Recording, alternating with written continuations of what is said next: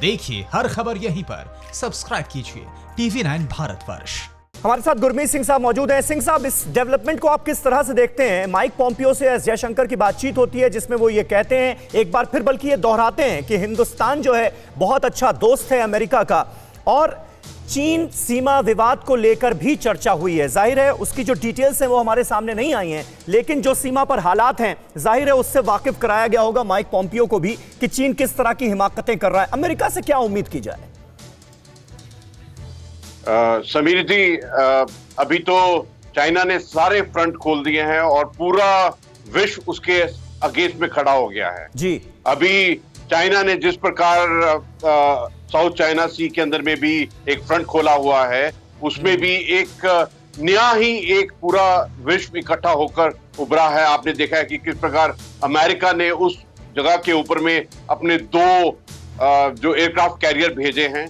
उसके अलावा जो साउथ ईस्ट सी है वहां पर भी जो एक्टिविटीज बढ़ गई हैं, और अमेरिका ने अपनी जो एरियल रेकी सर्वेलेंस की जो उनका ग्यांगजोंग इलाका है जहां पर उसका ईस्टर्न थिएटर है, वहां पर भी एक्टिविटी बढ़ाई है। देखिए, मैं समीर जी आपका एक शब्द इस्तेमाल करके जो आपने बोला बेटुक बात ये है कि ये सब प्रेशर के बाद में चाइना को कंप्लीट रिस्टोरेशन करना पड़ेगा जो स्थिति में 5 से पहले थी, इसमें कोई शक नहीं होना चाहिए। हाँ। और ये जो बात है LAC का जो स्टेटस को है उसके ऊपर में रिस्टोर करना ही पड़ेगा। इनफैक्ट एज अ इंडियन एक बात क्लियर होनी चाहिए कि जिस प्रकार हमारी अलर्टनेस और प्रिपरेशन है, हमारे अंदर में किसी को कोई ये शक और शंका नहीं होना चाहिए, कोई डाउट नहीं होना चाहिए कि चाइना पीछे हटेगा कि नहीं हटेगा, उसको हटना पड़ेगा, उसमें कोई शक नहीं होना चाहिए। बिल्कुल।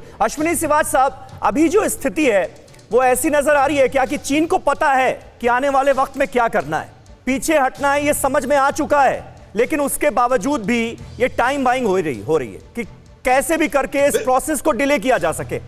बिल्कुल समीर, आपने बहुत अच्छा बोला। और देखो, कभी अपने दुश्मन को कमजोर मत समझो, ये एक बिल्कुल बहुत इंपॉर्टेंट चीज है। तो चीन की मंशा को आप समझो। चीन जो है इसको डिले करना चाहता है कि जो ये फिंगर से और डेप्सेंग से जितना डिले होगा उतना वो सोचेगा करेगा, क्योंकि इसको मद्देनजर रखते हुए भारत को भी अपनी तैयारी पूरी रखनी है। अगर आप आज हम अमेरिका के साथ मिले हैं तो खुल के सामने आ गए हैं, क्योंकि हमें इंटेलिजेंस और सर्वेलेंस के लिए अमेरिका की हेल्प चाहिए। उसके साथ साथ हमें जो आर्म्ड अभी जो है ड्रोन्स की जरूरत है। तो एक प्रकार से आज की तारीख में भारत खुल के चीन के अगेंस्ट आ गया है। आज की तारीख में उसने हांगकांग के बारे में भी बोलना स्टार्ट कर दिया है, कहीं ना कहीं तिब्बत में भी। तो चीन को आने वाले टाइम में बड़ा नुकसान होगा। पर मैं ये कहूंगा कि अगर चीन की मंशा को आप देखो तो चीन को अच्छी तरीके से लीड को कहता कुछ है करता और है, 2 कदम आगे 1 कदम पीछे। इसको मद्देनजर रखते हुए हमें अगली तैयारी रखनी है।